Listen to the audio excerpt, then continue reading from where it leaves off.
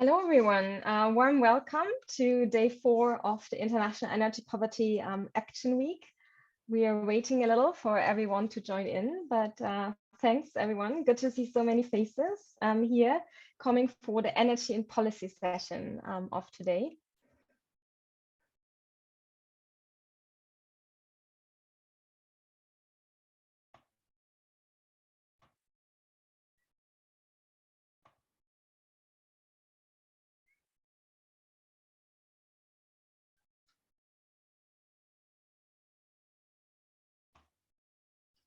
As you may have already noted, this event is going to be recorded, just that you are there.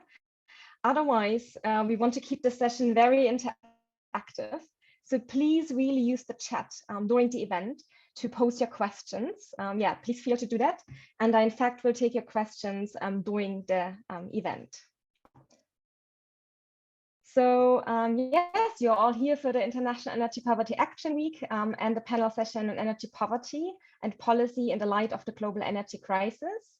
The International Energy Poverty and Action Week is a grassroots event that was founded in 2021, in fact, out of the University of Manchester and the Poverty Project. And since then, they put together team of different individuals, organizations, and partners. And we are very happy to have you all here for this year's edition.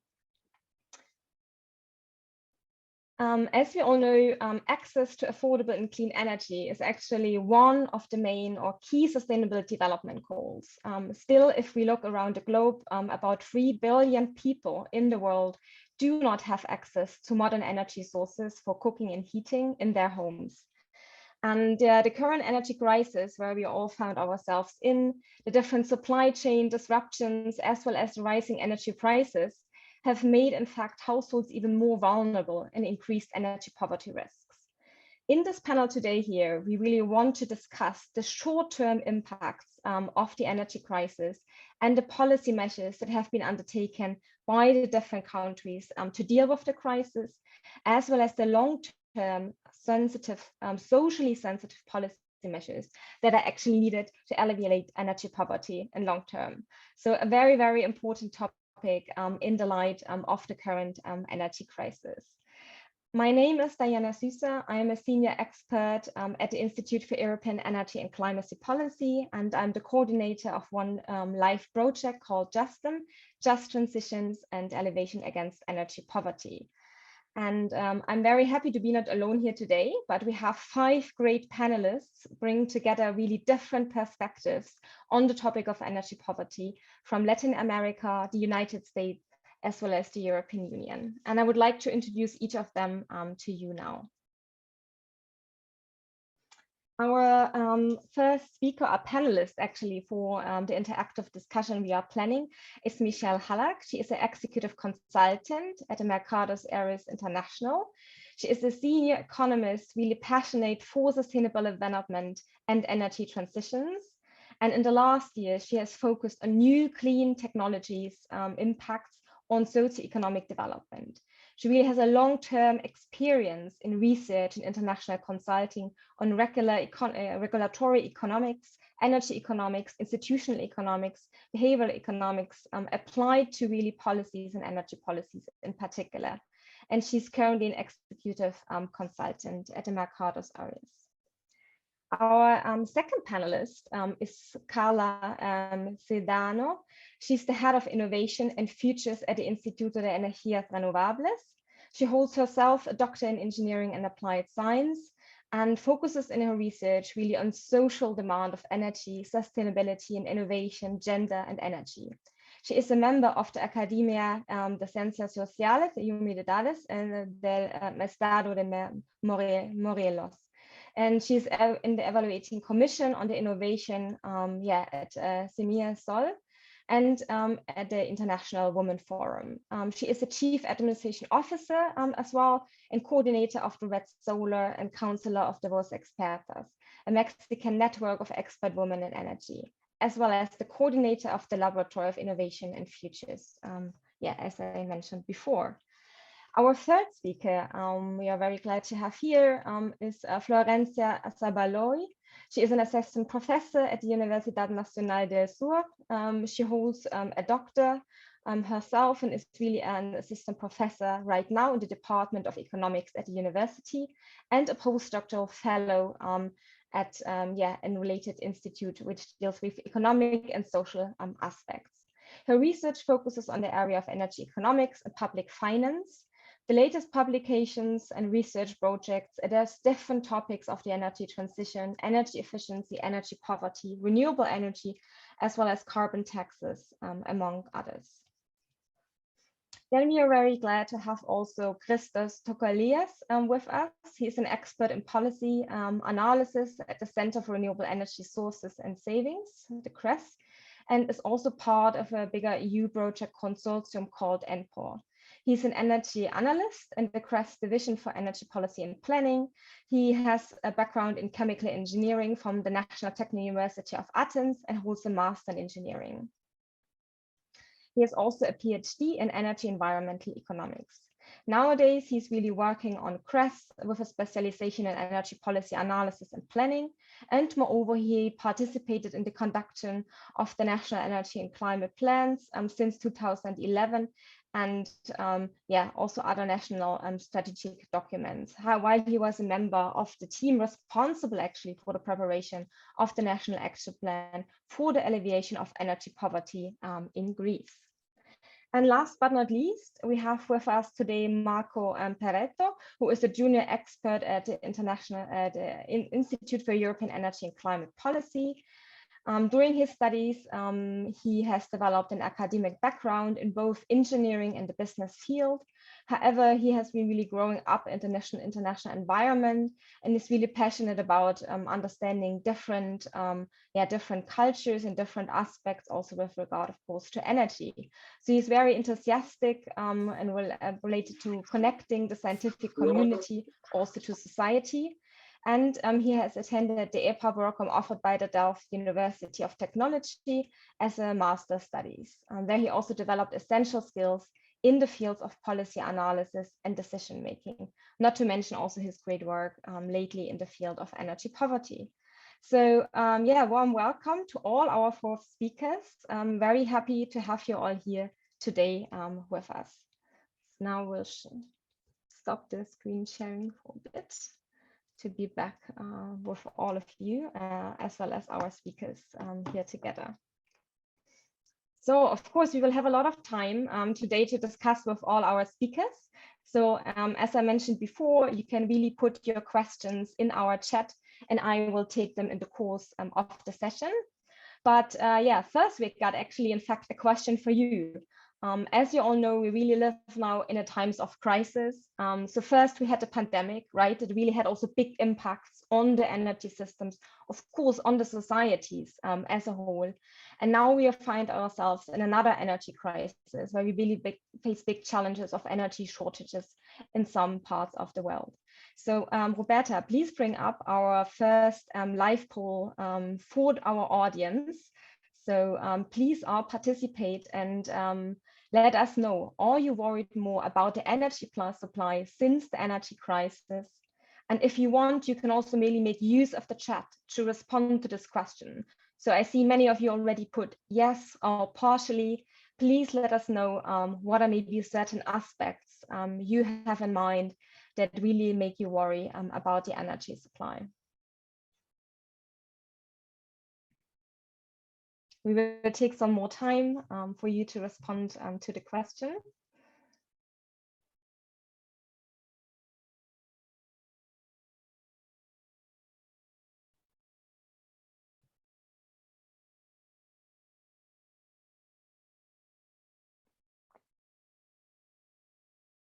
I think what we can see, there's already a clear indication that energy supply is definitely a topic that is more higher on the agenda, right, of the different people, of your agenda to really consider, like, where does the energy actually come from, right? It's not just something that is always available, but there might be, in fact, there's more related to it. And we were happy to discuss with you in a bit more specifically, or to learn specifically from our panelists, what have been the impacts of the energy crisis and the different measures that countries have undertaken in Latin America, in the US, as well as the European Union.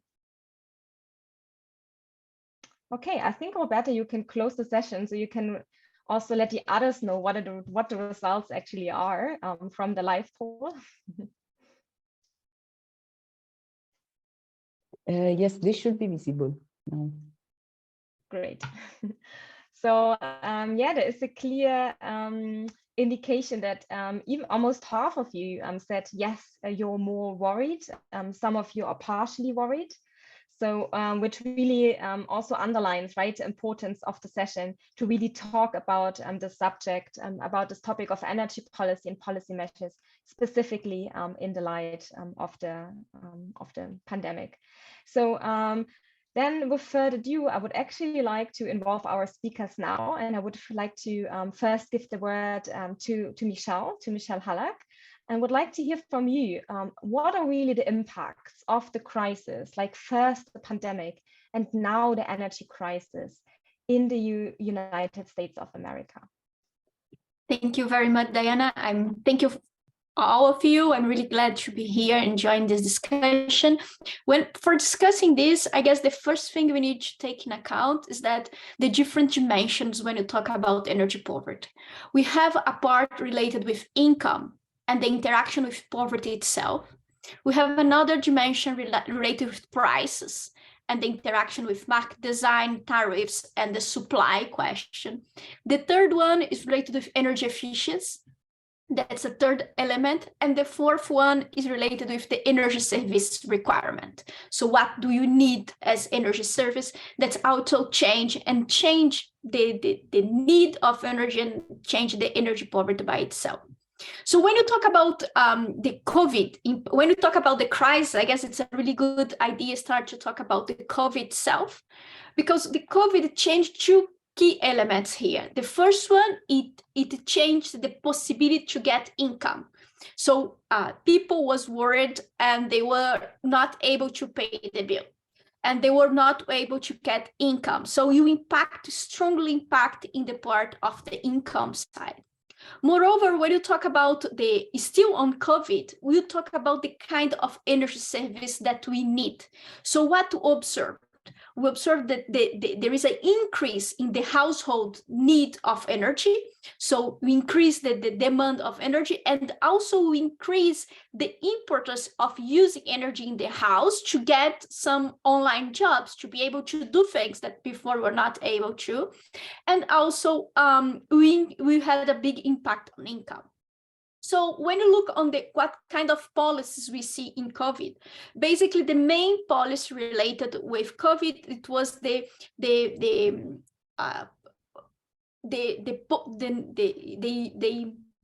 was not possible to cut the families off the grid, because if you look in the US much before the COVID, you can see that there is a lot of people that monthly are cut off the system. They are not able to pay the bills, so they are disconnected to the system.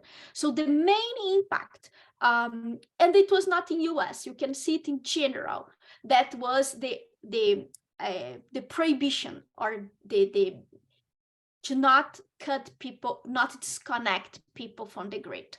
So that was let's say it was an urgent measure, and it also raised many elements related with energy crisis in the sense, and raised even the question about the energy as a basic service. So that was, I guess, one of the biggest impact on COVID, and you can see that the policies change. You see that in US, most of the energy poverty policies usually is state level. When you have COVID, we start to have it take it to federal level. So I guess that's a difference that we can see. Moreover, another element that's important is to see that there is this separation of income, poverty, just poverty as income question, but to a level that you take in account the energy itself, because when you got the COVID crisis, it's just not a question about people connect to the grid, but also how to deal with, if I cannot connect people to the grid and they are not paying energy, how will you deal with this situation, this economic situation? So this is to change the logic of the policies, and the policy is not just based on poverty itself, it becomes a little bit more systematic, and it goes from federal level, estadual level to federal level. That's, I guess, that's one of the difference. And now when you have the price crisis, so when you have COVID and we start to make things going back to normal in somehow, we have the price crisis, and the increase of the price start to be seen in the tariffs much before the Ukrainian and Russian war. What we start to observe is that the increase of the price, and this you start to be seen in the bills. And there is another. When you talk about this kind of policy that's related with price, it's much more complicated in the sense that you don't see it's a short-term policy, but you see it's a long-term policy. And what we see in the case of US, that most of the policy, or the big part of the policy, are much more related when you talk about the second crisis in the long term, or how to solve it, or look on the price on the long term, than the effort and the policy related with the short term to alleviate the price to the low-income household. But I guess this is just a general overview to start the discussion, and I'll be here for more details. Thank you so much. So very interesting, like what you mentioned, right? How it really even got like higher up, right? And the governance levels, right? How it maybe went more from a state towards more the federal issue, which underlines, right, that this topic of energy security, increasing independence, that this really got like on a higher level, on a higher relevance, not only in the short term, right, to cope with the measures, but also to think more strategically about the long-term measures that might be needed. So I also know that you have worked for the Inter-American Development Bank, right? That aims to improve the lives specifically also in Latin America and the Caribbean. And you published also a few studies on the subject in the regions. So if you compare now the situation, you know, in the US with Latin America, where do you see the main differences in terms of policy measures really undertaken to tackle the crisis? I guess there's two main differences. When you talk about the Latin American, the Caribbean countries, especially when you talk about now, some of these countries are really dependent on fossil fuels. Some of them, they are not. Or especially when you talk about electricity, we have in the regions that have almost 100% of renewable electricity. And we did an interesting study that was not published yet. And what we observed, it's basically that we see that the countries that have more renewables in that matrix, they are much more robust in the sense that it's not just a question about how the impact of the international price in the energy price, but also in the inflation index. That's something really important. So I guess that's a little bit the difference when you talk about US. You don't have any, or most of the regions they don't have this difference of impact as we see in Latin America and the Caribbean. The second big difference is the relation about the impact of the government, or the subsidies, the kind of subsidies that the government gives to the companies, and especially to the companies compared with US, which is much more a private sector. In Latin American Caribbean, you have some countries that are really related to private companies, but also we have companies we have some countries with public companies. And when you have public companies, many times what we see, it's not a direct, sometimes not clear, transparent policy on subsidies to low income, but we see policy, let's say you see actions of this public owned company they are not passing through completely the costs to people, which could be good in somehow, but there is a lot of challenge that, because what we see is that many times, as it is It's not target, it's universal. In many cases in Latin America, in this kind of policy that's not target, not really thought as an energy poverty target strategy, we see an inequality or a negative distribution effect on this kind of policies. So it can be seen as okay in the sense that many times the price does not raise too much, but what we see behind it is that there is a social cost. It would especially high when you talk about developing countries. It could be a much better strategy to target it in a better way, in an efficient way to push the energy transition and to low income population. So I would say that's two big difference when you look in general, but as Latin America and the Caribbean is a big, but I know that I have colleagues that will be talking about specific countries, so I'm here to hear. Thanks, Karla. It's already a good way to, let's move the perspective really more towards Latin America and the specific challenges there. And we have Karla Cedano here from Mexico here. So you, Karla, you have been working really on assessing energy poverty specifically in the urban regions of Mexico. So what is the status quo of energy poverty, if you want it, like in Mexico, and how has it changed under the current energy crisis? Thank you. And I think that one thing that we have to take in mind about Mexico is the diversity of the country. And it happens a lot in several countries in Latin America. We have a diversity in climate, which is a big issue regarding energy poverty, but also we have a social diversity that we have to encompass and try to assess such complex issues as poverty in general and energy poverty in particular. So yes, as you have said, several studies in my country have been assessing energy poverty in terms of understanding thermal comfort. And let's say we are thinking that almost 12 million households in Mexico, that is almost 40% of households in our whole country, undergo energy poverty, which is a big share of the country. But what we have been trying to underpin a little bit more and try to understand better the nature of energy poverty is that it has more a contextual and regional component. So when we make a zoom in and we try to understand better urban spaces or bioclimatic regions, then we have a very interesting landscape, but also we believe a better way of addressing those issues in energy poverty.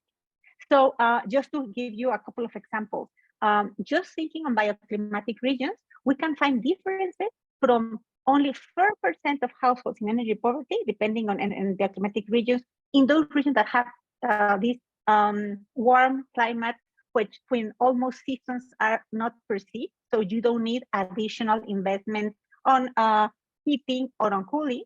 So we have small, let's say, representation of energy poverty in those spaces. And it can go up until 45–50% of energy poor households when you have extreme climate, which we have in our country. So that's a range. But then if you also let's say, intersect this with the urban consideration, then urban spaces normally are less generally poor, in terms of infrastructure. Normally, we have more access infrastructure. So we have a lot of hidden energy poverty in those spaces. Because yes, they do have access to electricity, but in an informal way.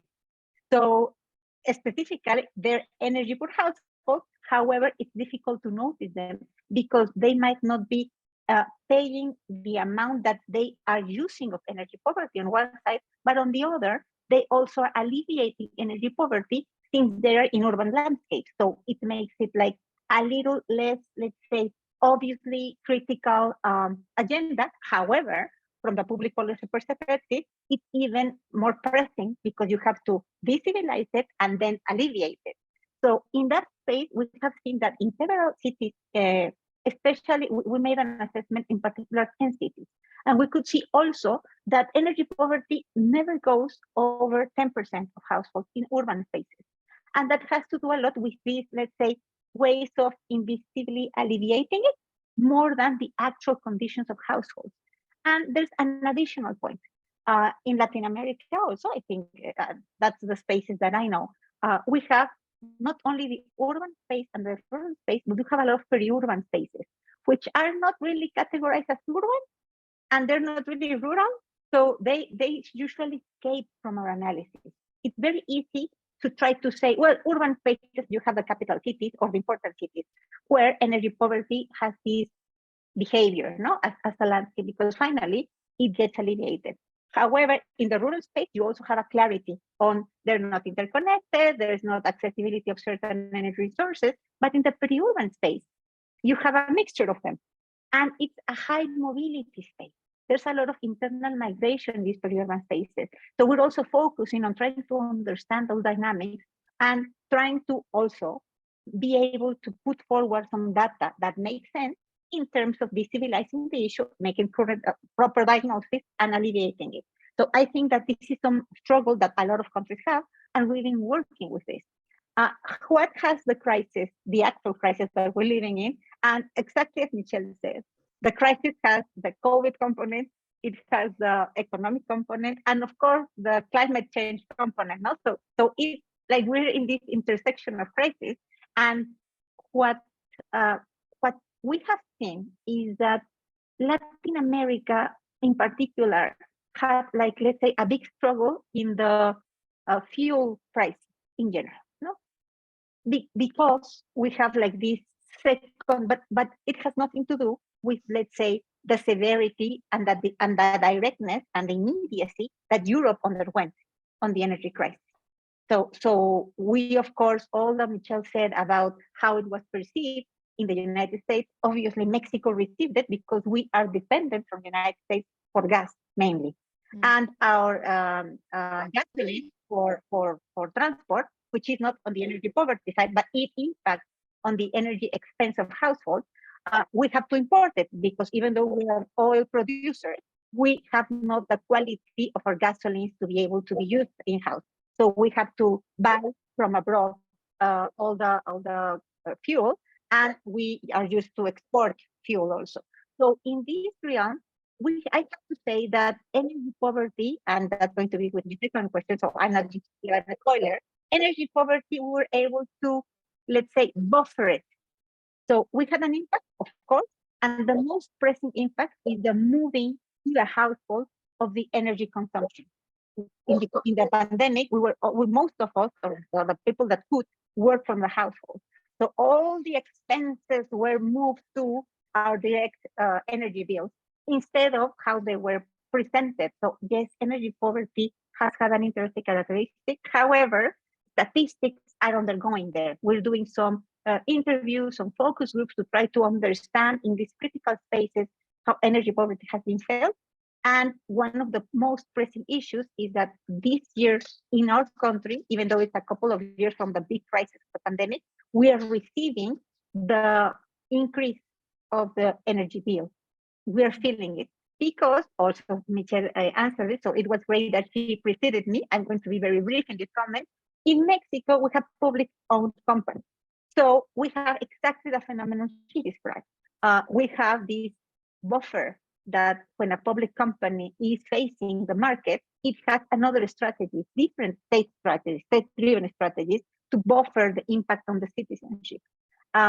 It's temporal, it's short-term, and now we're feeling exactly these couple of months have been very harsh and the inflation rates are going up exactly because of the impact of energy crisis that shed light on how are we going to focus better measures to alleviate energy poverty, because the ones that were decided previous months ago, a couple of years ago, just had this buffering attempt, and it's like a dam, no? They were containing a pressing issue, and now that it's not possible to do so, well, it might fracture, and we're going to have a very complicated energy situation in our country. No? Mm. Thank you so much, Karla. So very interesting, like how you first, like, you know, put out the challenge that, of course, Mexico is quite a big country, right? So you have different challenges depending on the regions you look, different climates we really need to consider. And then of course also challenges depending on like urban, rural areas. So I think, yeah, big challenges ahead here to deal with it. So looking forward to hear also more from you on the long-term measures you think that will be needed later on. Again, please, all the participants joining us today, really feel free to ask questions. I'm sure you have many of them. So please put them in the chat so I can ask them directly to our speakers yeah, today. Michelle, you want to come in already? Can I? I use the opportunity just to ask Karla about two things, because it's something that we've been looking a lot in Brazil. I completely agree that we in Latin America, many times we've talked about a lot about access to infrastructure, but the question is access to the service itself. And so, two effects that we saw in Brazil that I guess we could see something similar in Mexico. It's that in Rio, for instance, one of the big issues in Rio de Janeiro, that inside the city, you can see up to 8 degrees of the peak of the heating difference. So the difference about the climate, we need to think inside of the city, the heating island, it's really a big issue. And usually the place where have higher level of heat, it's the poorest one. So it makes a little bit more complex what you mentioned, and also related about this element of energy efficiency. That's something that's also we see in the city. That's a kind of joke used, that sometimes you don't have air conditioning, so we open the freezer to because you don't pay the bill and the energy does not work well, you know it. So it's a negative cycle. So I don't know if you have this kind of things in Mexico and how you're thinking the policy, and I would like to hear you about that. Yes, thank you, Michelle. Yes, we see them. I think in a different context, and it was for me very interesting when you said about this 8 degree difference, because in some cities, the one I live in, Cuernavaca, we almost have, and it's a very small city, very, in 20, 30 kilometers maybe in the largest town. However, the altitude differences are the responsible for this shift in conditions, humid and cold versus hot and dry, no, in the same city. So yes, and we do have this lack, I would say, of energy literacy throughout the country. I think it's throughout the world. I know that this is a common problem. However, it exactly reflects on that we don't have the tools to alleviate it in a way that the whole system, because that's another consideration, suffers the less. So we have, when these prices arise and they have, then from one moment to another, you have you are out of electricity, and you don't understand why as a citizen, because there's no storm, it's broad daylight, or maybe it's the middle of the night, and you say, well, why am I having a shortage? And your answer lies exactly in this poorly developed infrastructure in cities that obviously they were not planned that way, because nobody expected this explosion, this demographic explosion. And we have had, and I go again to the public policy part of the question, sorry, but I will just start because it makes sense. We have had very interesting programs trying to exactly pinpoint energy efficiency. We once had a campaign that I love because it was called in Spanish, Te cambio tu viejo por uno nuevo. It meant I changed your old for a new one. And it was targeted to households. In Mexico, the way to call a husband is viejo also. So it was kind of a joke, and it was a very natural and understandable policy for heads of house, women heads of house, because they understood they're changing the viejo for a new one. So it was kind of jokey, but it stick in the households, and people started changing their old refrigerator for a new refrigerator because it's the largest consumption of energy in households. So we could see obvio, and that's one important thing, and it pressed more than the household, the producers of fruit. So we have seen that these campaigns are helping literacy, but in an indirect way. And that's when I also see that even though we have been able to see changes with this type of policy, they have not been structural changes because they have not gone where the actual comprehension of what energy is in the daily life and the energy services that we need. So it's not an individual choice. It's more of a corporate choice pushed by public policy. which I understand for the reasons might be the same, but they're not, because we're not in that space. So when it's too hot, then we start using old air conditioning systems, which consume energy crazily and burn the installations. So then we have a massive problem of repairing installations when there's no consuming in the area. And so you have this informal use of energy, and the answer of the government has been, of course, subsidizing. So the only way that we can find is trying to formalize consumption by subsidizing it, but the subsidy is used, let's say, for most of the population, because it's for a tariff scheme. So in a level, we all get the subsidy, and then if we consume more, then we have it. So we have in urban spaces, one of the, let's say, I always get in trouble when I say this, but I think that the ethical issues that we have is that high-income families buy PV installations to lower their consumption, but they lower it to the range of the subsidy. So now you have high-income families using a subsidy that was not designed for high-income families, but installing more PV panels is quite expensive, and they would like to save that money. So we are having now more persons using the subsidy because there, and then we have, of course, a natural reaction from the government looking like critically to the PV panels installation in urban space. Because instead of going towards alleviating the public company issues, they are going against them because of our handling. And we also know that the PV system get some interference, and there's an issues of reliability in the grid. So we have these fixes on certain spaces of the urban arena, but they're not really fixes. We need to understand better what energy means in a household, and to better, let's say, take action, community space, individual space. And I do believe, or we do believe, of course, that this should be the most important pending issue of any administration, to create more energy literacy. So that would be the perfect idea. Some places, and I said I'm going to get to the second question, are working on that. We have Puebla working on that space. They're looking to make more programs for people to understand what energy is. They're making campaigns. We have CONUE, that is a national space that gives a lot of information, but we're still in this, in assuring to have information. We're not closing the gap. Thanks, Karla. Yeah, I think you put nicely out all the complexities, right? And it's not like easy solution or not a one-fits-all solution, but it really needs to better understand, what are kind of the challenges on the ground to develop solutions that fit to households, to communities specifically. So look forward to discuss more with you and also to hear the questions from our audience later on. But let's move a little bit further south from Mexico to Argentina. So we have Florencia Zabaloy with us today.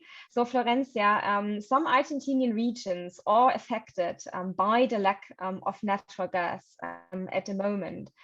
What are actually the reasons, and how has really the lack of natural gas affected specifically vulnerable neighborhoods in Argentina? Okay, hello to everyone. Thank you for being here.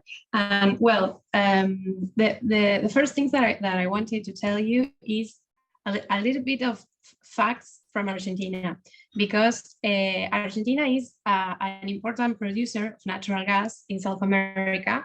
And actually, our energy matrix is represented at 52% is natural gas from our primary supply. And the majority of that natural gas is produced nationally. In fact, of the total amount of gas that we use, 87% come from national resources. So we need to import gas, but not so much.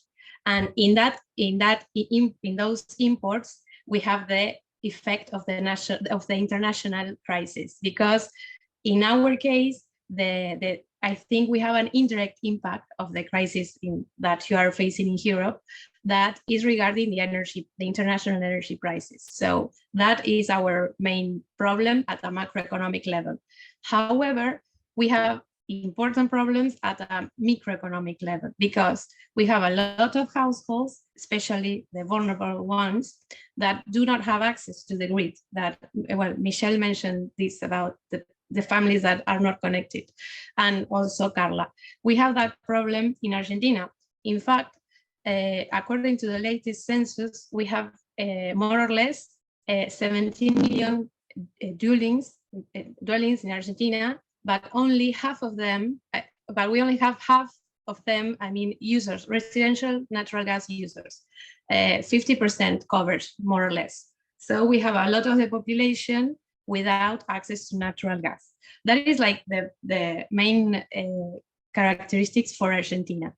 So how does this situation affect the vulnerable households? Well, they have to use other energy sources. For example, they have to use bottled gas, electricity, and sometimes the electricity is an informal access, as Karla mentioned. In Mexico, it's the same in Argentina, and also more traditional energy sources such as firewood or wood. So we have, it is difficult for the vulnerable houses to deal with these situations, because we have a specific program from bottled gas that is called Home Program, but the government doesn't subsidy a lot of bottles. It depends on the zone and on the area of the country, because as well as Mexico, we have different climate along the country, but it's usually not enough. And you cannot buy that specific that subsidy bottle in any point. You have to go to the authorized sellers. So that is a problem. And regarding, well, the electricity, many of the vulnerable households are informal connected to the grid, and that is a huge risk because of what Karla mentioned. Security, they can't complain when there is a shortage. The quality is not good, and then with the firewood, they could have health issues, or they can worsen pre-existing disease. That is something that it happens in these neighborhoods, and the vulnerable neighborhoods are in all over the country. Even in cities that have natural gas, there are a lot of neighborhoods that do not have access to the grid. So that is the overview of the problems that we have with natural gas in Argentina. Thank you so much, Karla. Yeah, it's a really complex story, right? Like a guess which country where you think, okay, all should be easy, but in fact, it's not specifically, yeah, considering, right, the rural areas. Now, I also learned actually from a publication you wrote that the Argentinian government has now introduced a so-called cold zone law, La Ley de Zona Fría, a measure that really seeks to provide households living in the coldest areas of the country with access to natural gas for heating at a lower cost. Do you want to elaborate a little bit on this law, like how effectively supports it really kind of the vulnerable groups?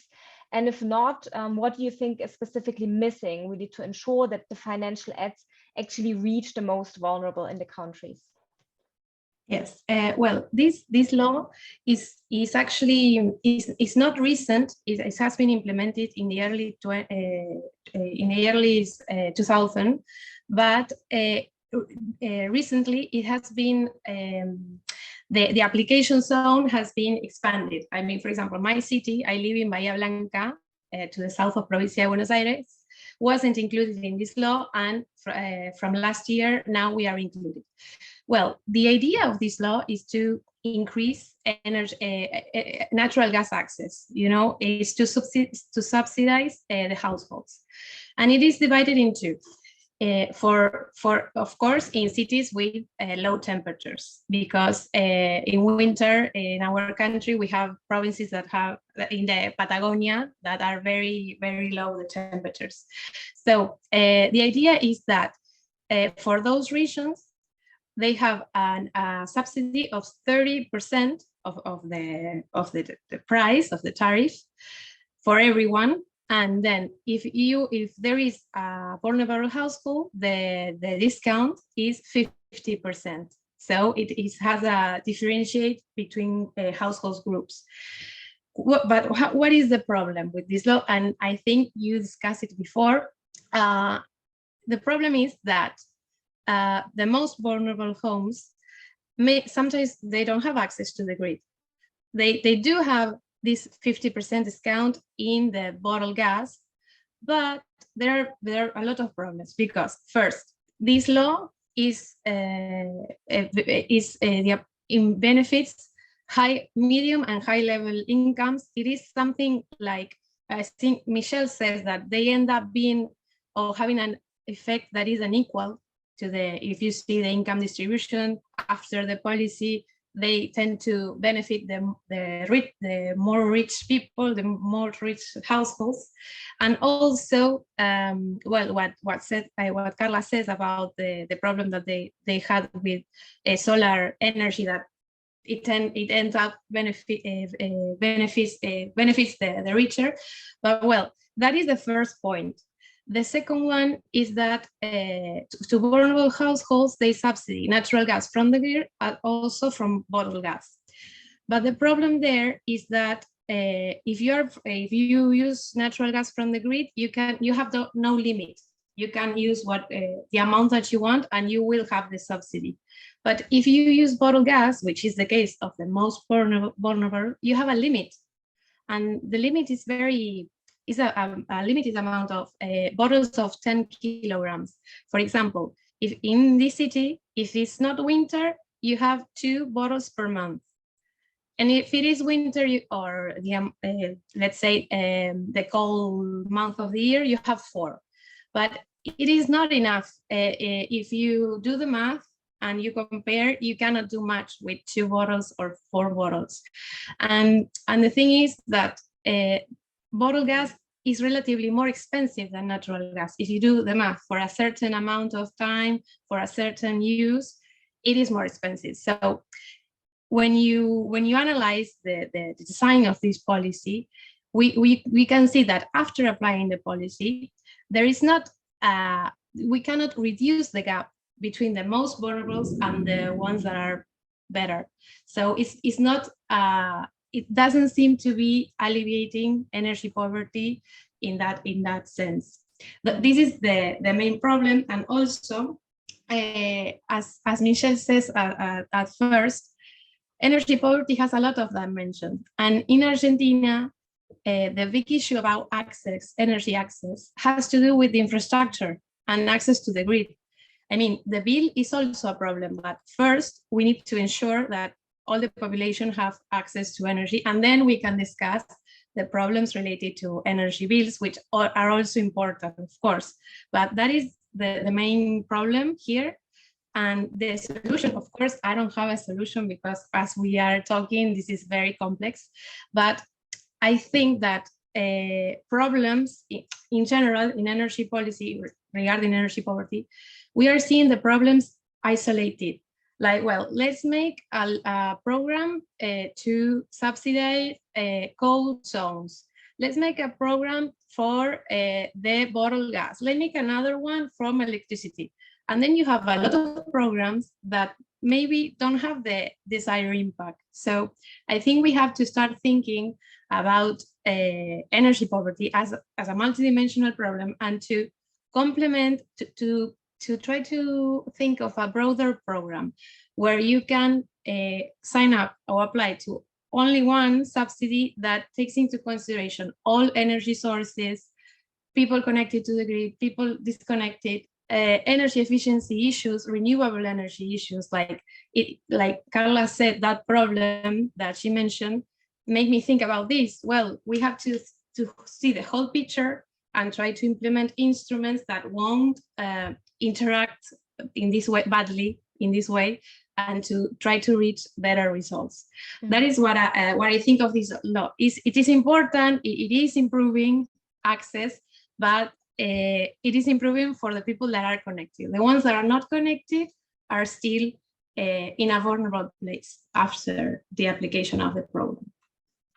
Thank you so much, Florencia, also for outlining already some solutions, right? But I think, yeah, what I take from it is really that it requires a rather holistic policy approach, right? Not like to really think in silos and single measures, but rather to consider really the whole systems, the whole energy system, all the different actors, and really be inclusive also in the policies that are developed. Yeah, thank you so much. So yeah, looking forward to discuss further. We have got another live poll now for all the participants. Roberta, please, can you bring it up? I don't know, maybe some of you have seen it, that we asked before also our panelists today, our discussants, what they would do actually if they would be energy ministers. And we would like to hear from you if you think that the energy minister of your country already acts sufficiently on energy poverty. And of course, we invite you as well to already maybe comment on it. What do you think are maybe the key gaps from your country context? And of course, if you have questions to the speakers, yeah, feel again invited to drop them just in the chat to have a more interactive discussion with all of you together.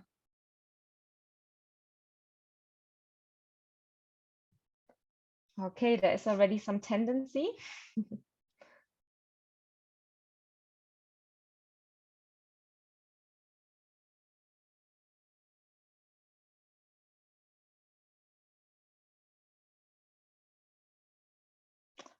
So I think, Roberta, we can trend we can see here, so that more than half of you really clearly thinks that the energy ministers are not acting sufficiently on the topic of energy poverty yet. If you would like to provide us with some reasons, why do you think so? Really, please feel free to make use of the chat. In the meantime, we are going ahead and would like to learn a little bit more on the topic of energy poverty, going across the sea, coming towards the perspective of Europe and the European Union. And we have today Christos with us, who is part of a bigger consortium and project called IEPAW that really aims to make energy vulnerability in the private rented sector more visible, and also to test different energy sufficiency support measures to actually address it. So Christoph, if you look like across the European member states of the European Union, what measures really have been undertaken now to reduce the energy prices? And do you think that this specific measures that have been undertaken actually really effectively protect the most vulnerable households? Okay, first of all, thank you for the invitation. I'm very happy that I participate in a very interesting discussion. To answer to this question, first of all, we have to have in mind that none member state was prepared for this energy crisis. And of course, it's not easy to reduce the demand in the very short without avoiding some detrimental, let's say, impacts such as the reduction of the affordability, the increase of energy cost and the cost of living. Nevertheless, the various countries initiated and introduced a lot of measures. And according to estimates from Bruegel Institute, the total cost for the 2 years is equal to 768 billion euro. And for some countries, this figure represents, let's say, from 3% to 9% of their GDP. And the vast majority of the member state combines both price and income support measures. The price support measures consisting of most of all of the reduction of the energy taxes, the reduction of the VAT, they post regulation in order that legislation in order to regulate retail prices, they introduced tax in order to take the windfall profits, etc. They introduced also income support, both for households and enterprises. One characteristic of all of these measures is the fact that all of them were horizontal, were untargeted. And it's very crucial because we speak for energy poverty, and it's very important to identify the energy poor household and to differentiate the energy vulnerability of them. So this is a potential room for improvement, let's say. And there were a lot of various member states which decided to design and implement energy efficiency measures, emphasizing of the renovation of the buildings. And some of them, due to the fact that it was mentioned that this lack of information about the energy conservation measures, they introduced awareness-raising measures in order to handle. According to the initial results, we think that the response was satisfactory, but it's very important to prepare in the long term because this energy crisis can be continuous, and it's important to reinforce all the households and the prices so as to combat this triggered impacts. Yeah, thanks a lot, Christos. So very interesting like, perspective, as you say, right? Like the member states were simply not prepared and did really take different measures that not necessarily took into consideration, right? The different social groups in the countries. Yeah, very, very important perspective actually on that. Thanks a lot. Yeah, we will talk more and also want to learn more from you. What do you think, or maybe rather the long-term measures? I mean, you addressed already the issue of energy efficiency measures, renovations, which of course are not something, you know, that can be put up easily. So it's rather like going already more into the long-term perspective.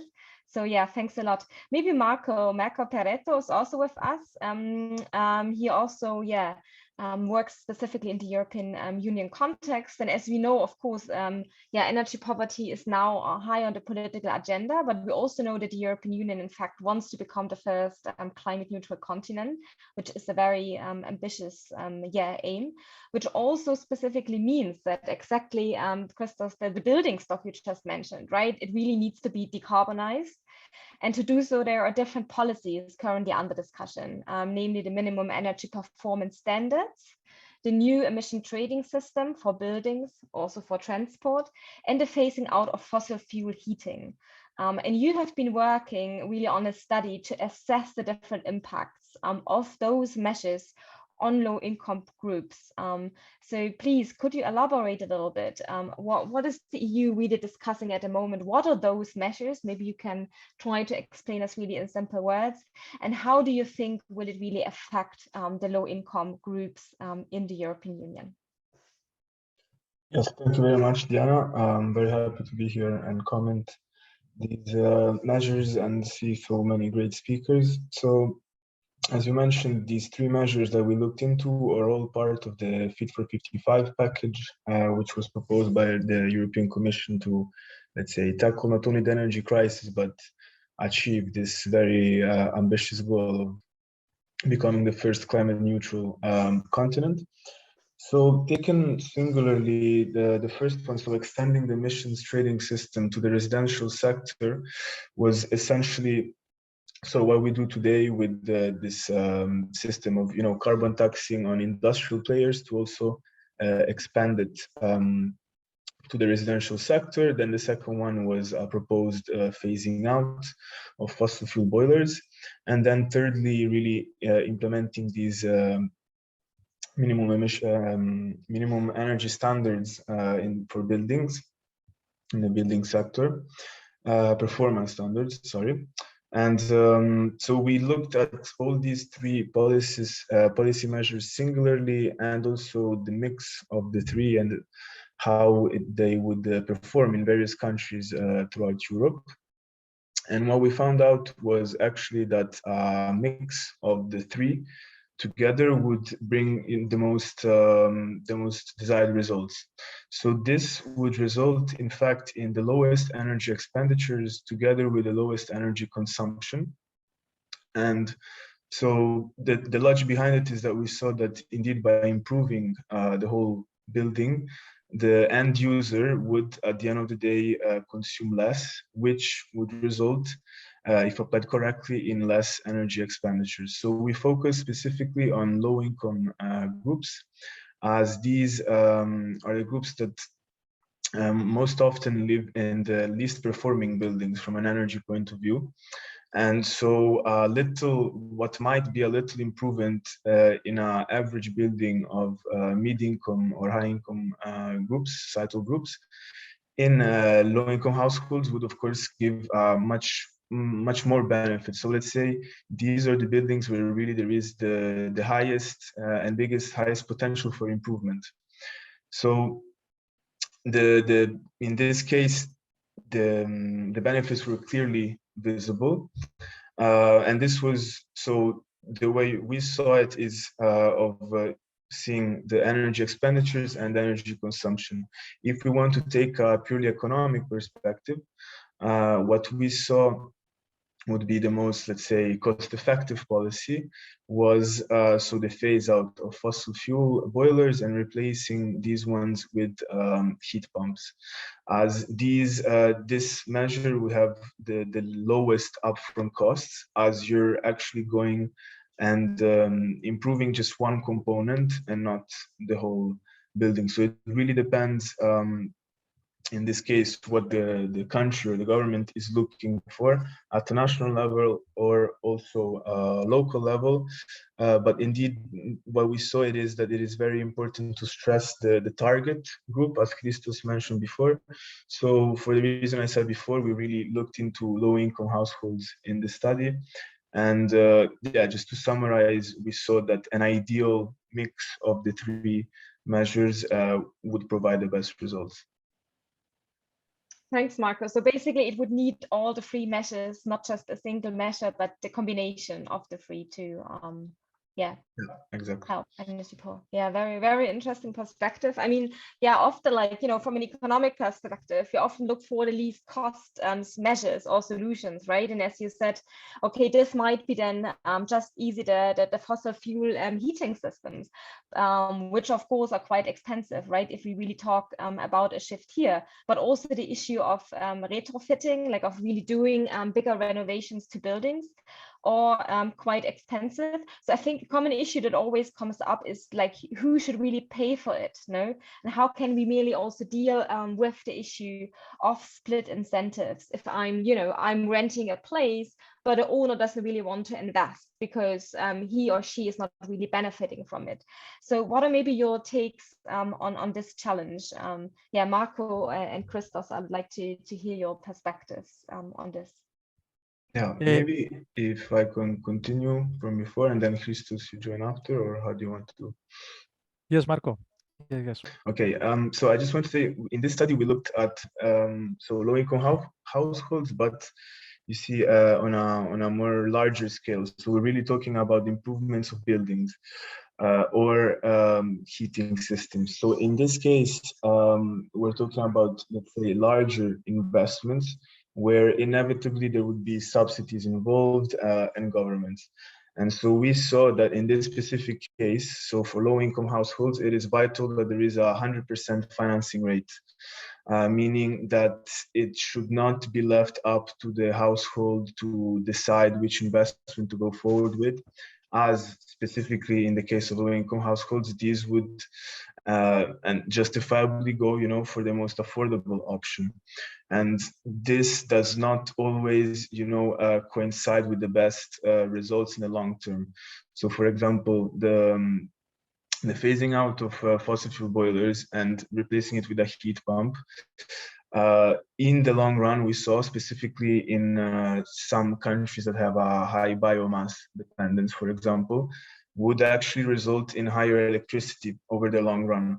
So you're taking a policy that alone in the short term can have good benefits, but not applying it correctly. And so at the end of the day, putting the household in more financial stress than before.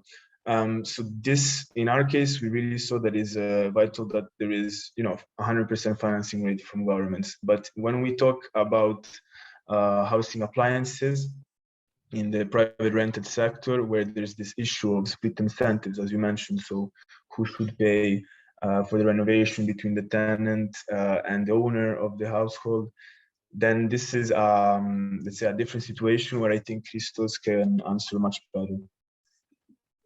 Thank you, Marco. Before explaining the main conclusion from a IEPAW project, I would like to add also that it's a priority to move away from the price support measures because they contribute to the fossil fuel subsidy, and to have as a priority energy efficiency measures, as Marco mentioned and the study proved.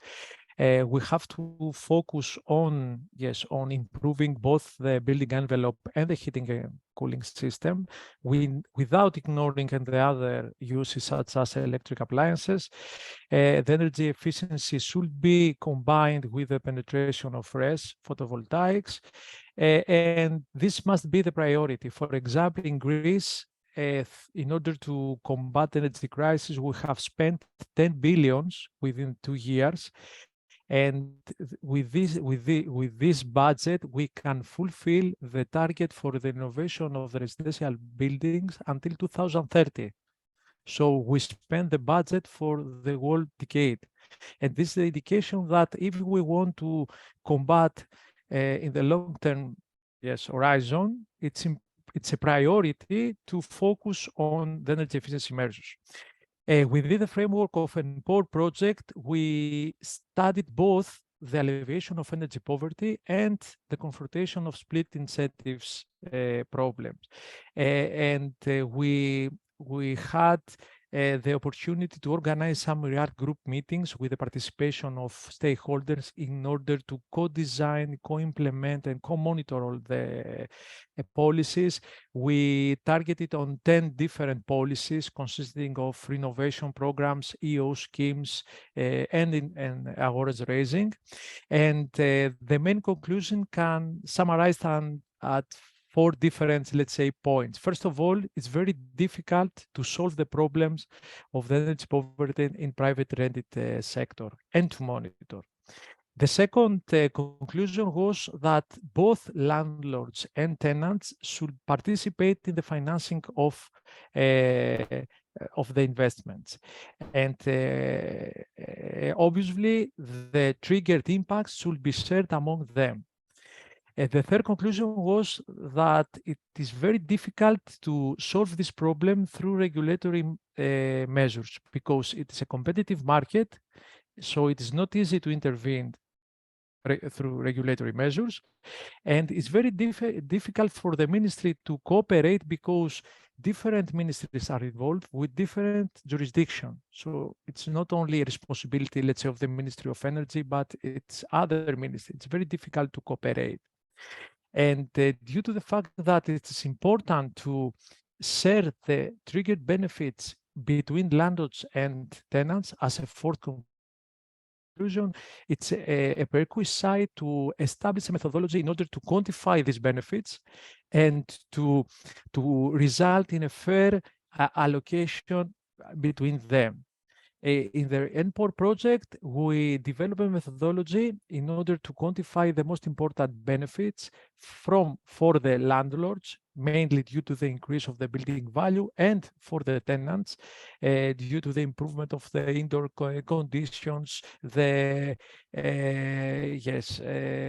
the reduction of the operational cost. And we proposed a transparent methodology so as to either to allocate the required investments which is planned, or to have a methodology in order to estimate the increase of the rent. And it's very important to be transparent, and the participants should be aware and understand this methodology so as to be convinced about, yes, it's the only way to solve simultaneously and the energy poverty problem and the split incentive problems. Thank you so much, Christos. So in a really practical terms, like Wes to say, is like effort sharing, right? Like between, you know, the owners and the renters, and or in general, right? And taking up the measures. And the benefits you mentioned, so do you see the benefits you calculated as one kind of key strategy to convince also the different actors to become part of it? Or what do you think is now really needed to get moving? I mean, we know, for example, if you think about the renovation rates, we are far lagging behind, right? The numbers that we actually want to achieve across the European Union. How do you think your work can actually really create an impact here? Correct. The idea is both landlords and tenants to be aware about the triggered impacts and to find a fair, let's say, solution so as to share either, yes, the participation into the installation cost, or to decide the increase of the rent, because the rent should be increased. So the participants say that if we are in the position to develop a transparent, it's very crucial methodology, which can be understood by the participant, there is the possibility to be convinced so as to find the appropriate solution. And another interesting conclusion is that there is the possibility to increase the renovation, a new phenomenon due to the energy renovation of the buildings, to lead to evictions for the current tenants, because the landlords they want to rent the higher price. So for this reason, it's very important to have a transparent and fair methodology. And the first step is to understand, because as I said, we spoke about lack of information. It's not very easy to realize and the technical and economic issues which are related to the energy efficiency measures. But all the participants said, okay, it's a very difficult problem, but okay, somehow the first step must be done. And I think that the proposed methodology can be the starting point so as to design more focused measures. Thank you so much, Christos. I mean, like, if you look also the European Union, I mean, we face also the challenge that we see quite a diversity, right, in terms of energy poverty, how the different countries are affected. Maybe Marco, you want to add something on it, like what are your perspectives, or the additional or new measures needed to maybe also specifically address energy poverty in the more, let's say, Eastern European countries that are usually higher or more affected, that they cannot pay the bills or they cannot keep their homes effectively warm. Do you have any perspectives on that? Yeah, I think it's very important, as you said, to really, target not only which people the policy is directed to, but also make it very specific to the characteristic of each country. So Eastern European countries are the ones presenting the highest levels of energy poverty in Europe. And of course, you cannot apply the same measures you would apply in a country with different socioeconomic and also climatic conditions. What we saw is that it's important to prevent some policy measures from harming the residents rather than benefiting them. For example, this was the case that we saw when taking the extension of the ETS to the residential sector as a policy measure alone.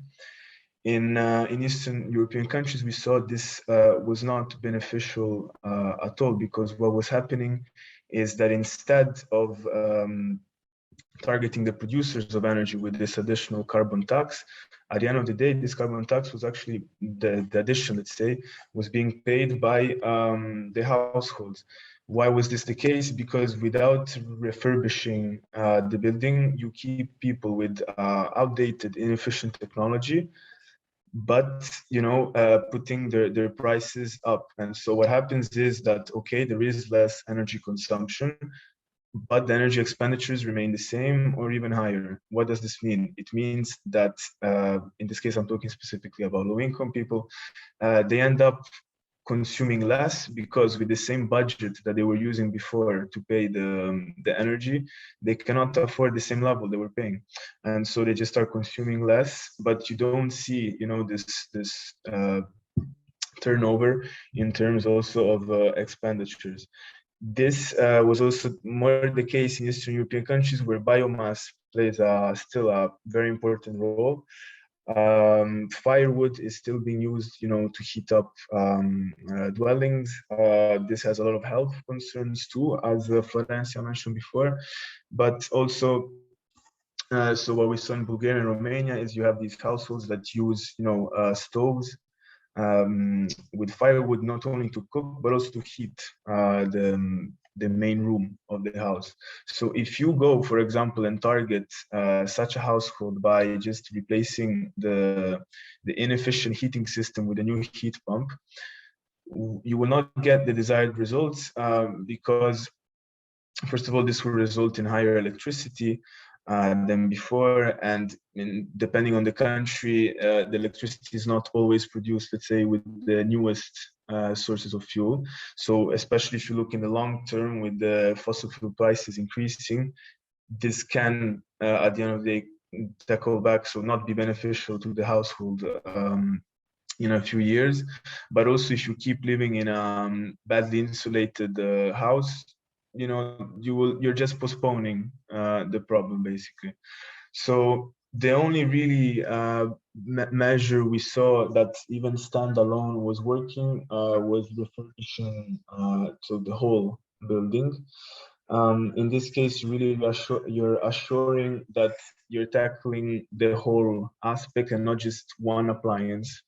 And so you're keeping it coherent. Of course, this has higher upfront costs, but in the long term, and this applied to every country, at least in Europe that we saw, this was the most beneficial, let's say, approach. And something else I wanted to mention was also really the, let's say, the energy education. So really telling people why this is going on, because what we saw is that all of the time people, it's not that they don't want to improve it, they're not aware of the benefits that such energy efficiency improvements can bring.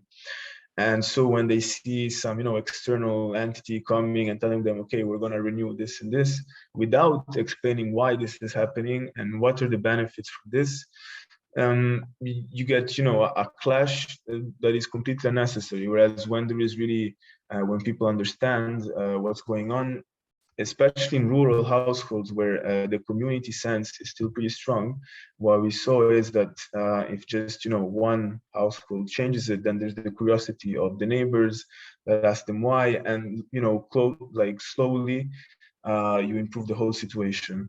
So I would say in Eastern European member states, but I think everywhere, for the long run, it is really important to have communication, because only by communication, the long-term benefits that you're searching and or implementing will continue to go in the long run. Because as a consumer, I understand how this is beneficial for me, and that gives me a reason, you know, to keep this good habit that I have developed. So I would say this is really, you know, the way forward and how to keep these benefits in the long run. Thanks, Marco. Yeah, very important point, right? To really take also the citizens on this journey, right? Not to just say, oh, these are the measures and that's happening, but rather really also giving more insights, why different measures are undertaking, what are the benefits, and of course, what are maybe also the ways of how each individual can become engaged. Thanks a lot. I would like to come back now a bit to the South American or Latin American perspective. And we received now, yes, some questions in the chat. So the first one, Florencia, yes, I want to give to you. I received one in the Q&A. It says, will it be easier and less costly to provide the energy poor, especially in rural areas, with sustainable energy via renewable energy infrastructure instead of subsidizing bottled gas? I'm sorry, can you repeat? The question we received was, would it be not easier and less costly to provide the energy poor, especially in the rural areas, with sustainable energy, like renewable energy infrastructure, like solar and so on, instead of subsidizing the bottled gas? Because you mentioned, right, that they are disconnected and they have to use bottled gas. So why not, relying on solar? I understand. Well, what I mentioned about the bottled gas is especially for urban areas, but for the rural sector, we have had a program which is called PERMER, that basically was the idea was to promote renewable energy in rural areas. That program, it has a lot of years and it is in motion, but it has some difficulties because the program was implemented like in a top-down view. So they didn't take into consideration the governance and the culture and the preference of the population. That was a huge problem. And the other one was that they addressed only specific energy services that weren't enough. For example, only the lightning, but all the other energy services such as cooking, hot water, etc., they weren't addressed. So we have a program, an experience, but it hasn't been it hasn't have the best results ever. But of course, I agree that for rural areas, it is easier to implement renewable energy. The thing is that, or what calls our attention for us Argentinians, is that in the same city, maybe the grid is like 2 blocks away from the vulnerable households, and they don't have access to that. So it's like I don't know how, but it's like it would be easy in those cases, in the urban areas with cities with natural gas, it would be easier to connect these vulnerable homes. But in the rural areas, I agree that we should improve or have better programs to increase the renewable energy. I totally agree. Yeah, thanks a lot. I think, yeah, solar energy, right, is really one technology that's proven, right? Even if you have no access to grid, it can be really helpful. We got another question actually for you that was related to the implementation of the subsidies in Argentina. You mentioned, that was the question, if it was due to energy poverty investigations. So if those subsidies were specifically there to tackle this topic of energy poverty.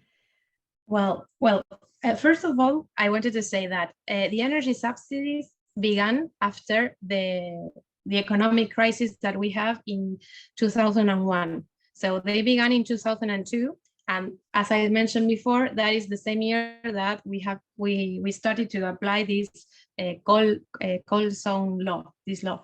So we have like a tradition in that area of the energy subsidies, and well, in that moment, we were more worried about poverty in general, like economic poverty. But then, more or less since 2015, the government is trying to correct that. It's trying to, because those subsidies were universal.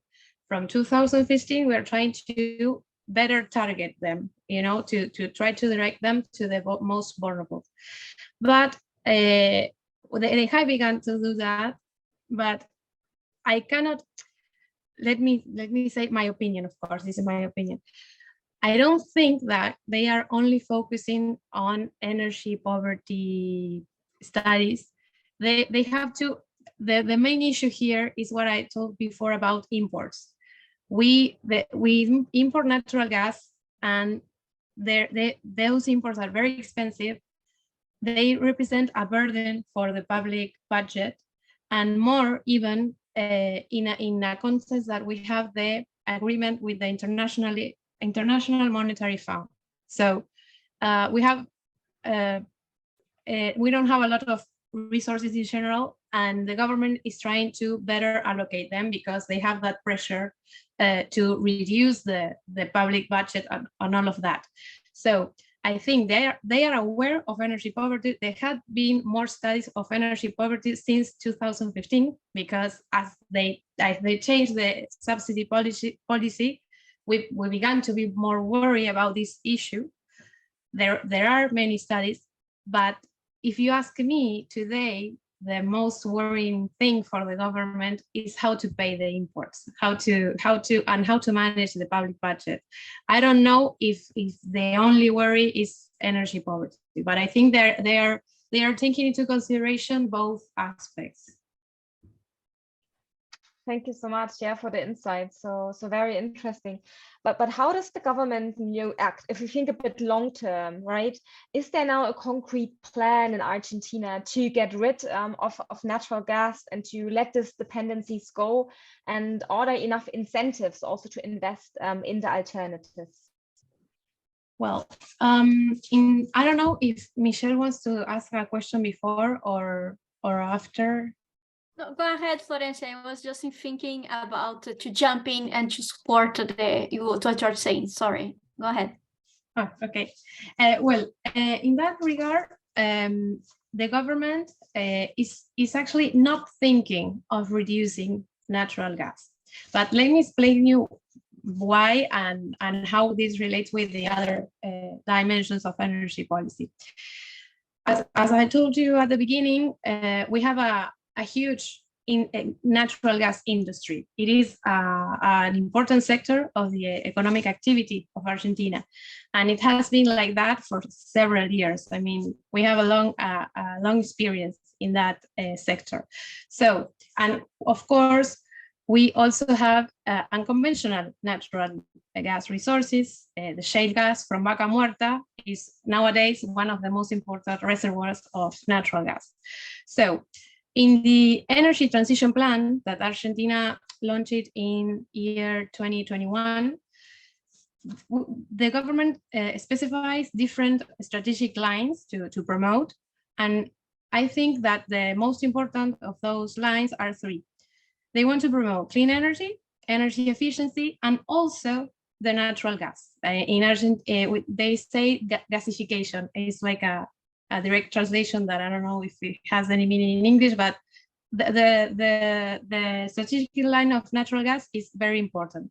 So the idea is to reduce energy consumption in 8.5% by 2030, and to increase renewable energy in the electricity matrix, at least, not renewable, I'm sorry, clean energy, because nuclear power is also included. The idea is to have more than 55% of electricity from clean energy. And then with regarding the natural gas, they want to promote natural gas specifically to replace liquid fuels. The idea is to replace all the derivatives from oil so that they have a lesser impact about in emissions and climate change and all that. But in the plan, it clearly states that the residential demand of natural gas is going to increase because they don't want to reduce it. And they don't want to do that because they are aware of the resources that we have, the capacities that we have, and the delicate social context. If you see the plan, they address that. So they are aware that we have huge problems with poverty in general, with unemployment, with energy poverty. So the idea is to use what we can do. They are worried about climate change, of course, but they want to use natural gas. However, with all the energy efficiency policies, it will be at some point reduce the dependence of households in natural gas. For example, all the efficiency measures about insulation, the labeling of households program, the replacement of water heaters, all of that is going to reduce the consumption, or at least avoid an increase in natural gas consumption. But to sum up, the government is not trying to eliminate the natural gas. It will at some point reduce the dependence a little bit, because the idea is to implement these clean energy policies and this energy efficiency policy, but it's not thinking of reducing that. I think that this is a huge difference from our energy transition of Argentina with respect or compared to European countries or other Latin American countries. Thank you so much. Yeah, very interesting, right? It seems like the structural changes are not necessarily wanted, right? You try to still go in different directions. Michelle, you wanted to come in, please.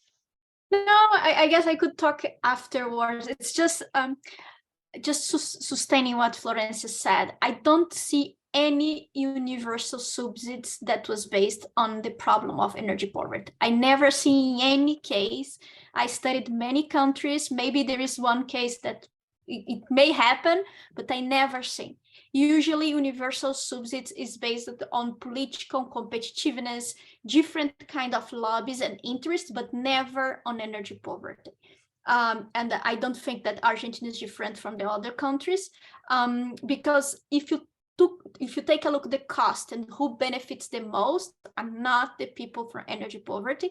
And another thing that's really interesting when you look at when you try to take off the subsidies, who goes to, what are the political against it?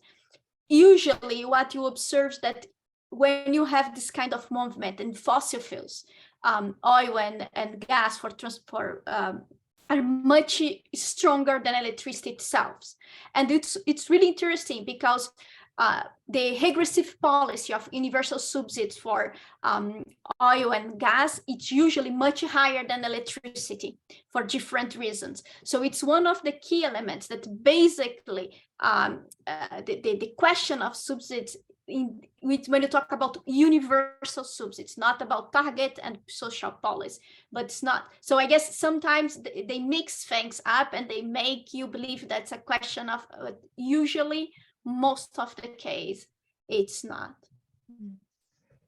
Thanks, Michelle, for bringing the perspective. Yeah, right. Subsidies for fossil fuels are definitely still much higher than for renewables, although we all say we need a cleaner and greener future, which seems sometimes maybe surprising, but it's really a reality we are facing. We got another question in the chat. I mean, many of you now talked about energy efficiency measures as kind of one way to really tackle energy poverty. And Sarah was saying, all of you now come from different countries with different qualities of life. How each of you detects energy inefficiencies in their countries. So what is now really a way to say where the main maybe inefficiencies, where should we actually start maybe also to act? Who wants to jump in on this question? I can start. Okay, in Greece, we have an official definition of energy poverty, and a household is characterized as energy poor if satisfy simultaneously two conditions. If its income is lower than 60% of the median income of the average household in Greece, and if its energy is less than 80% of the energy which is required at minimum in order to cover all the energy needs. During the calculation of the second condition, we took into consideration and the energy prices, and of course, the energy performance of the buildings and the utilized heating and cooling system. So somehow we simulate and integrate into the national definition the energy efficiency of the systems. Now, in regards to the measures that are proposed within the action plan, of course, is in full compliance with the national priorities within the IEPAW. As I mentioned, energy efficiency is a priority, and we support both the renovation of the building envelope and the replacement of the existing heating, cooling systems, including electric appliances, with new, more energy efficiency in combination with RES. So we apply the energy efficiency first principle, and we believe that, yes, energy efficiency is the solution for the long-term confrontation of the problem. Yes, Karla, please come in. Yes, I think it's a great question because if in a country itself, it's difficult to understand with one criteria or two criteria, energy poverty and energy efficiency. I think that it's very important just to keep in mind that energy efficiency is lying on the technical side of the issue. It has to do with how much energy you use and how much energy you have to put in the system. No, basically, it's an equation. So I think there's less debate on that.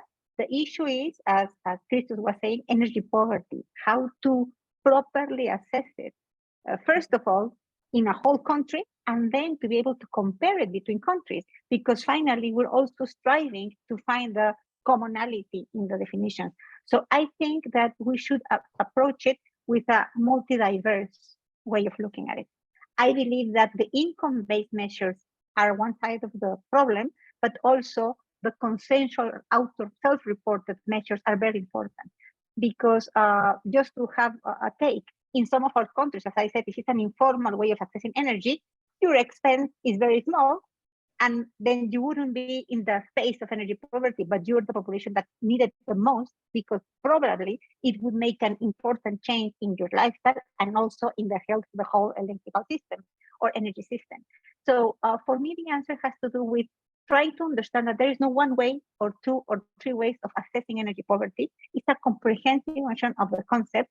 And also in the take of our research group is trying to move way, let's say far away from the stigmatizing points of that say basic energy needs, basic necessities, like trying to make it an developed issue, because it has to do with cultural practices also. And we have to be respectful of those cultural practices indeed. So I think that it's a complex issue. I don't think there is one answer. I think that it's a global, intersectional way of considering it and having the openness to understand it that way. Thanks, Karla. Yeah, very, very interesting, right? That there are really these multiple dimensions to the topic of energy poverty. Christos was reporting, like in Greece, there is a definition of energy poverty. Is this also the case in Mexico? Do you have one?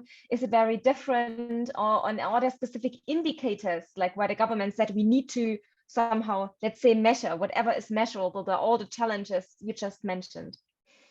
No, very fast. We don't have one definition. We are putting the topic in the public agenda that is important for a country. It has been mentioned that we want to alleviate energy poverty, but it is not clearly defined. It's not in any legal normative document, which is also very important. And it hasn't been able to be a public-owned definition or concept. There are still majors in several important cities that are just starting to know that there is something called energy poverty. So we have a long way to go to be in the public arena as it is in Europe. Europe has it like, no, it's like of the alphabet in energy, but now Mexico is far from it. Right, but even in Europe, like there is not like a common definition what energy poverty is. And I think now we are still also on the way, right, to have national definitions. So it's not that every country has one and that it has been accepted. So it's still like, yeah, not even there, you know, that there is like a common understanding what it actually is. So a lot of discussions surround, right, the indicators, how to identify it, which of course needs some ways how to measure it, which is really like a rather challenging task. Anyone else wants to jump in on this question of how to detect now like specific inefficiencies, or like more specifically how also to deal with the fact of identifying more concretely than the needs to act on energy poverty? Because Diana, Lara was actually putting in the chat also the question, I mean, how to identify energy poverty, right, in Europe and Latin America. And I think, Karla, you already opened up the challenges from Mexico. So maybe the others you want to jump in here.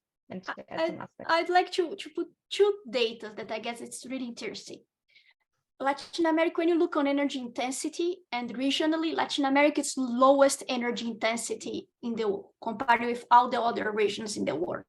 Which is really interesting, because when you use the initial intuition that people look on that, they say, okay, you are really good, you know, you don't need to do much. And basically what we observe when you go a little bit deeper, it's what Karla said, that basically people does not have the service. So you have some studies showing that people does not have service. So maybe they have electricity, but they don't have a refrigerator, they don't have cooling. And if you use this kind of measure, the number of people that does not have any service is really high. And just to have an idea, because I know that the comparison is interesting, I will compare with Latin America and Europe, but if you compare with US, it will be much bigger. If you look, the first decile, the lowest income, the 10% lowest income consumption of electricity in France, it's bigger than the fifth decile in Brazil. So it means that the lowest income consume much more than the average income household in Brazil, which is not the lowest income in the region. So there's a number that gives us the idea of the difference about what we're talking about when you talk about these different regions. Of course, we learn a lot on the European Union discussion of energy poverty, because even as you said, Diana, you still have the discussion, they are moving, but you have years and years discussing it. In Latin American Caribbean, and correct me, my colleagues, if I'm wrong, but this isn't really, it's quite new subject. Most of the time, if you look in the last, I don't know, 10 years ago, or even 5 years ago, we are mostly talk about energy access. So access to the infrastructure. It's now that we arrive in the 97% of access in electricity that we start to talk about energy poverty. So I guess that's a big change on that. And I agree with you, Karla, a lot when you talk about energy intensity and the difficulty to measure it.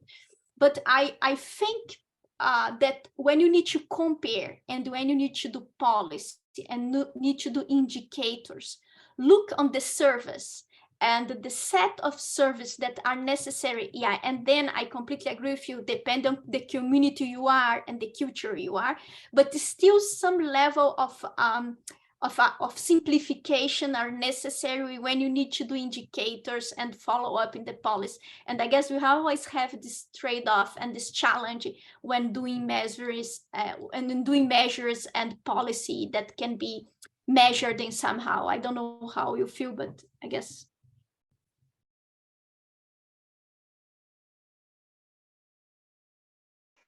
Thanks, Michelle. Very interesting perspectives. And I see, yeah, Christos wants to respond to it.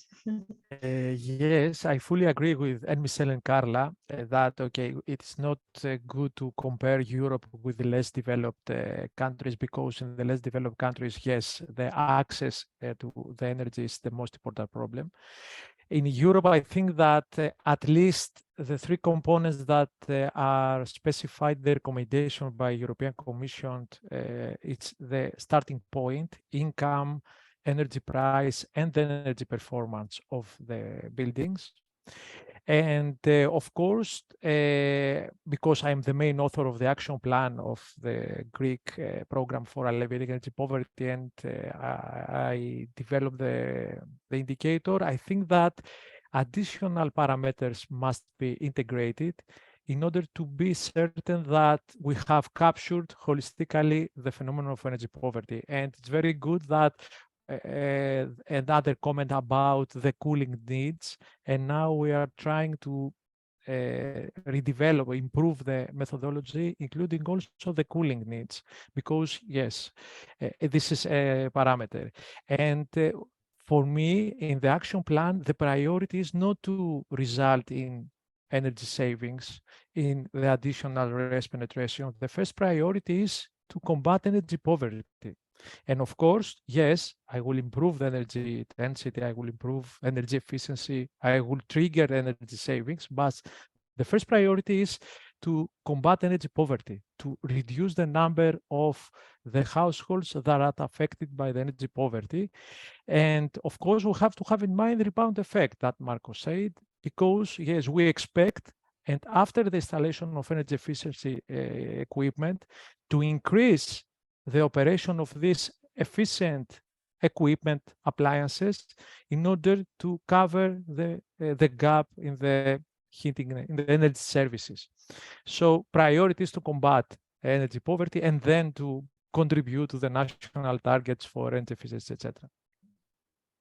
Yeah, thanks, Christos. And thanks also stressing again the point, right? It's not always only about heating, but also about cooling. I think Sonia made also this note in the chat earlier that also like in Europe, it gets warmer thanks to climate change. So that's also an issue we need to have on our agendas, that with changing climate, maybe some vulnerabilities will even unfold and will become stronger in the future. So Karla, maybe coming back to you, I mean, you mentioned now a lot also like about the consumers and about the issues like of, you know, only access, but moving more to the perspective of services and access to services. How do you see maybe we can engage more actively or effectively now the consumers in the whole debate on really tackling energy poverty, but also maybe in ways of energy production, you know, how they can become a whole part of the bigger topic of the energy transition? And what do you think would it take from the policy side in Mexico? Yes, thank you, because we are actually developing several projects, research projects, exactly aiming to a better engagement with the proper communities and the proper individuals, because the transformation lies there. We need that end to be able to, in case public policy designs, to seize it, but if not public policy design, to ask for it and insist on having them, no? So we have, and I would, it's very brief, one, they're focusing, of course, in energy efficiency and energy services, but also basically on what financially makes sense, no, for this investment. Because we have to understand that it's impossible for a public policy to have this gift, no, in hand and trying to make everybody have this, all the population just receive energy, renewable energy installations just because.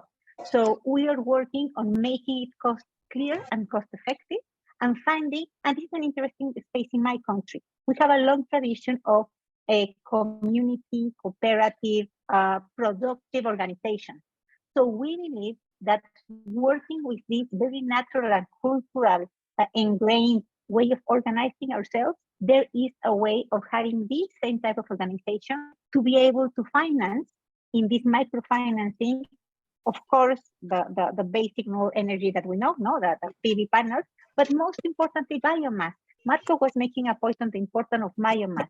And biomass is renewable and well managed. It's also an alleviation to the energy crisis that we have. So we're working on biomass, PV panels, and in the long run, we believe we can engage with micro wind and micro hydro because there is a space for that. But all of these require a very strong energy advocacy and energy understanding from the community side. So to be able to put in place this model that we're working with, and they're making sense, I mean financially, in the agenda of the public policy space and of the public policy engagement, no, we need to foster proper sensibilization, proper education or alphabetization on the energy issues at hand. Because without that, we won't be able to push forward these policies that should be oriented, or these financial mechanisms that are actually being in place and are working, because renewable energy makes sense. It's cheaper, it's better, it's more inclusive.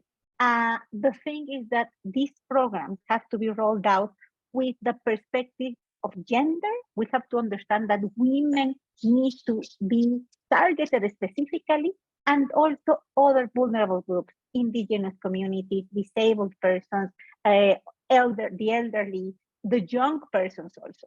So I think that we have to understand the nature of these intersectionalities, target these very specific public policies towards better alphabetization, and these financial models that make possible the microfinancing of these renewable energy solutions to alleviate energy poverty.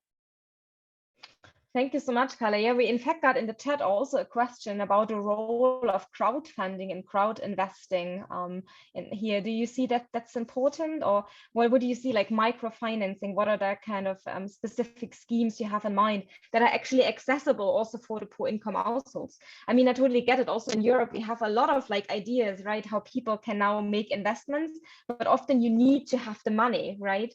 So what are maybe the key schemes you see here to make it also affordable, or somehow, you know, renting schemes or other things? Yes, yes, exactly. Here in Mexico, we have this cooperative scheme where people they understand the community benefit, and they all put, this is kind of, let's say, old or ancient crowdfunding, because it's crowdfunding, but in the locality. So they do the crowdfunding of certain community installations, but then they understand the way it makes a benefit for them, and they can keep crowdfunding it in this locality to, let's say, target it to the, and normally they do organize themselves that way, but we have to make it, the financiers on the other side are able to provide this financing, but there's a guarantee, a collateral. And municipal governments, some of them are understanding that. So they are the collateral. They're only case studies, and they want to see how it evolves. And if it works out, then they will put a lot of money. There was like 6 or 7 years ago, our government did put a big collateral. It was called the Fatherhead. And there was a 90 million pesos collateral for renewable energy projects, but it was not used because people didn't have like the understanding of what was it going to be for. So that collateral was not used at all in 5 or 6 years. So we have to work on those sides because there is the capacity to be collateral, to have this backup from the government that doesn't have to put money, just the information and the confidence and the trust on the financing spaces. No. Thanks a lot, Karla. I mean, it leads also back what Marco was also reporting earlier, right? Also from the European Union, even that you really need to still, like, you know, raise awareness about the topic, the opportunities, empower really the people to understand their programs. They are even designed for them and also available to be taken up. So that's a very important point. Florencia, you want to come in again because there was the follow-up question to you with regard to now how can we really move like towards renewables in Argentina specifically, and what are maybe specific investment programs really there? Is crowdfunding, crowd investments, is this a way to go also to get you know, the way away or around, let's say, the natural gas path that is still there? Well, I don't know about crowdfunding. I've never heard of projects, energy projects financed that way. But one thing that sometimes happens here in Argentina with energy efficiency projects is that we have a lot of international funding, different projects from, for example, Euroclima and European funds. So that is, I see that as an opportunity, and that is very specific of energy efficiency measures. I've seen it in different initiatives, but well, also from the environment, the GEF fund, the Environmental Global Fund. So there are some opportunities, but for example, I haven't seen that presence of international funding in renewable energy. In general, renewable energy is more locally funded. The government implements different mechanisms to promote it. For example, in fiscal incentives, you know, like less how do I say this? Less tax or more subsidies, but I don't know of projects funded in that way. Maybe that would be something to do in the future. Maybe we can learn from other experience and start implementing this sort of funding in these clean energy projects, but I haven't seen it. I think that is a challenge for us. And always, all the things regarding with investment is a problem in Argentina. I have answered a question in the chat. The problem is that we don't have our own resource to invest in clean energy, but we also don't have the conditions to try to attract foreign investment, because we don't have macroeconomic stability.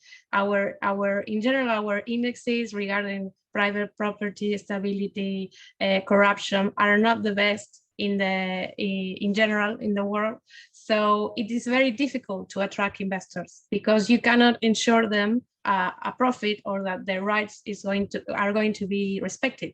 So this problem is like cross-cutting from all energy policies and all energy projects.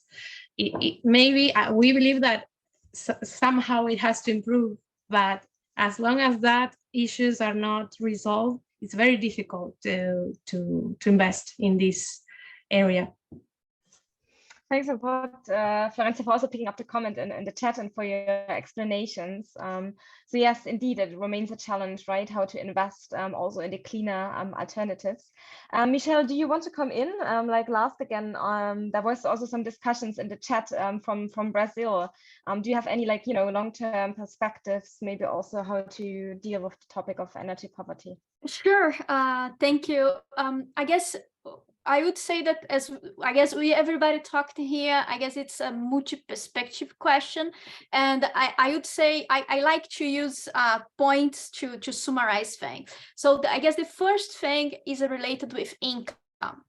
Low income, it generates poverty, and energy poverty is a kind of poverty. And I guess if you think about the biggest difference between Latin America and Europe, it's income. what Florencia just said, so we cannot avoid it. So there is a question of income and how to improve income. It's a long-term solution and it's not energy related. What we can think about energy there, it's basically that the social protection important to take people out from poverty in the long term should include energy. So I would say that's the long term. After that, we have the question of pricing. It's really important to have the right pricing mechanism, to not have buffers that afterwards will be a problem, to not have universal subs that it's we have a worse distributive effect that we can have, that we're not able to actually target people. So I guess the second point is pricing.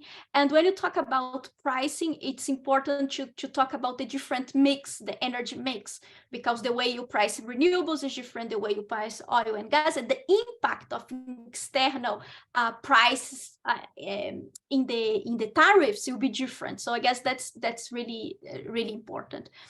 Another point that I believe it's about the demand requirements. That's something that Karla mentioned a lot and the other colleagues as well. I guess it's important to understand what are the services that people need, and it's different between climate, it's different between culture, it's quite different. But especially I would like to underline that it will be different with climate change.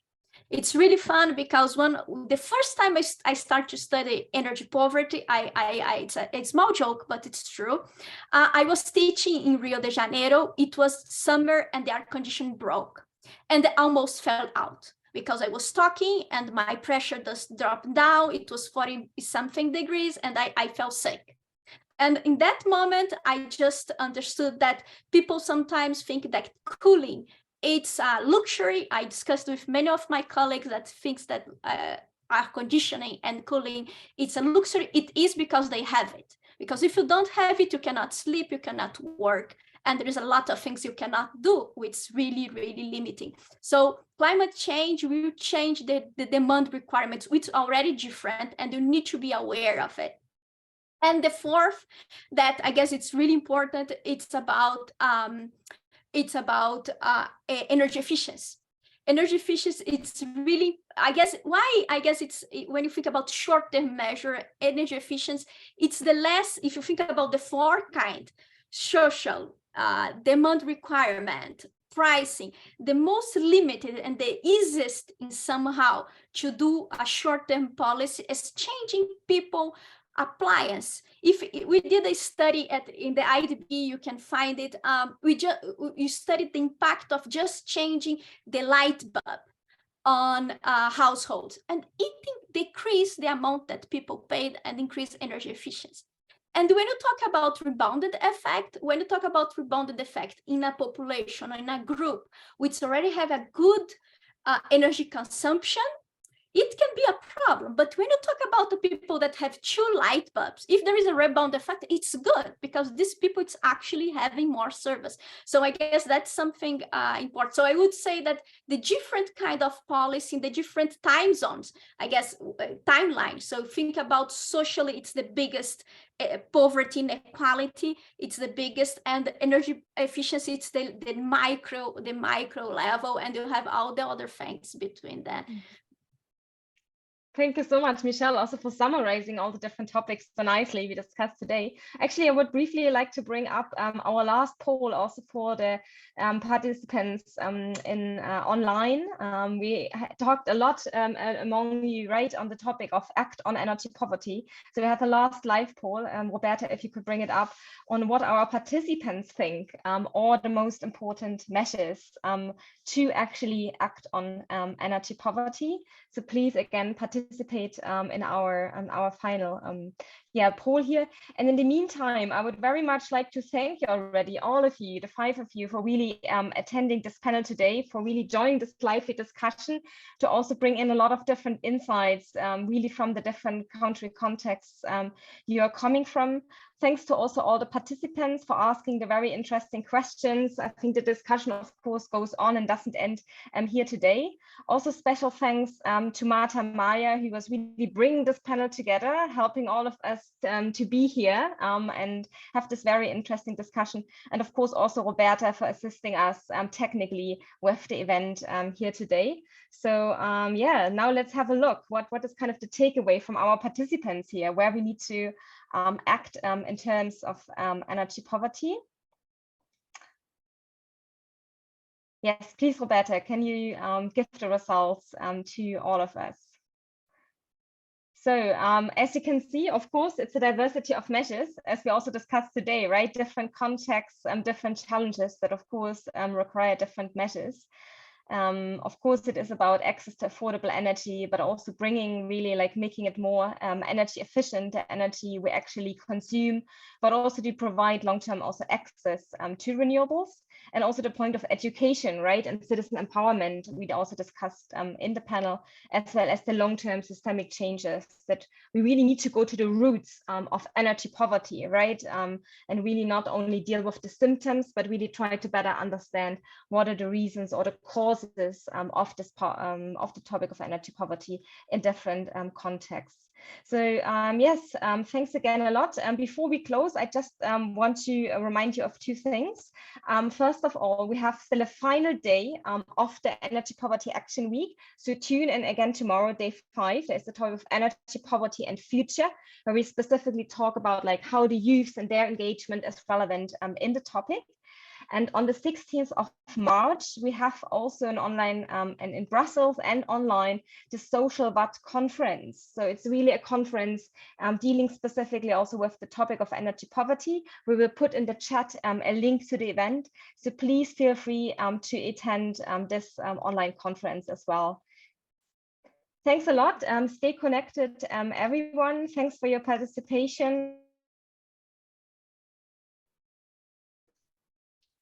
Thanks, everyone. Thank you.